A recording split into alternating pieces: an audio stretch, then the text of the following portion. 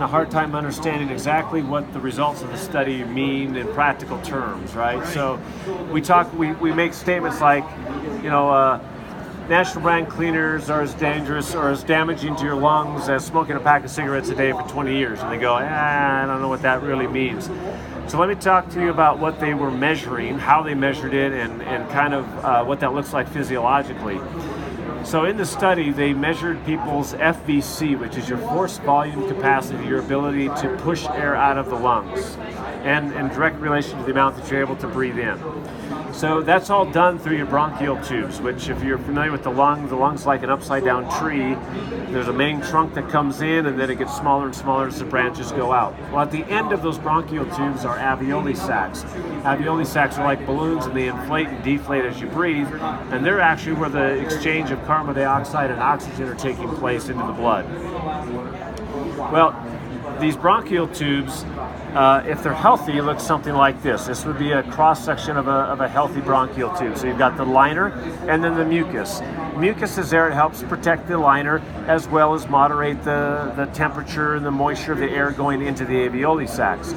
As you introduce irritants to the bronchial tubes, whether that be in the form of cigarette smoke or in the form of a dangerous chemical like chlorine in this particular product, the bronchial tubes become inflamed or they swell up, and that closes off the air passageway. Your body's natural reaction is also to produce more mucus to protect itself. That also closes it off. And eventually, over long, prolonged periods of exposure and irritation, the inflammation becomes greater, the mucus becomes greater, and you also start to develop this scar tissue, which would be true of any part of your body if it received repeat irritation.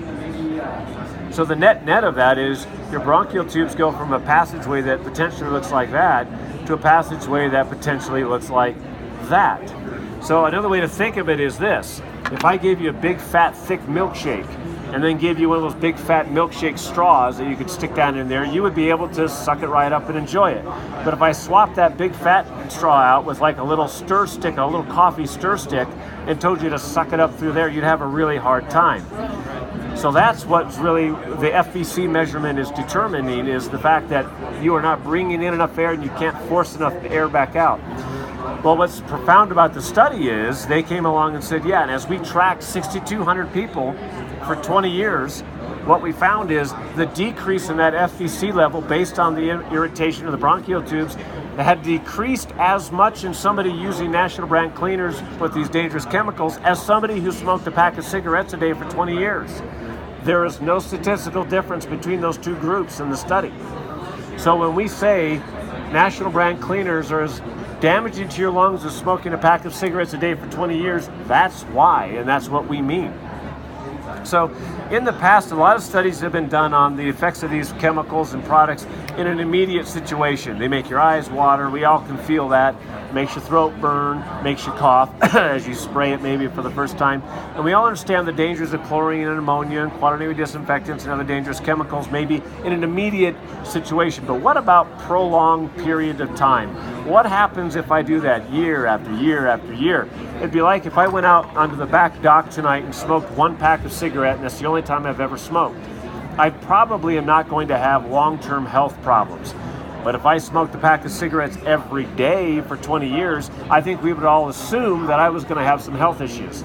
Well, that's what the study did. That's why the study wanted to look at it this way.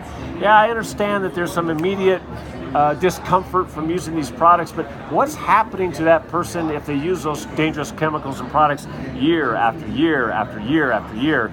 And that's what they found. There is a cumulative damage effect. There is a long-term effect on the lungs and the lung health in those individuals. Okay?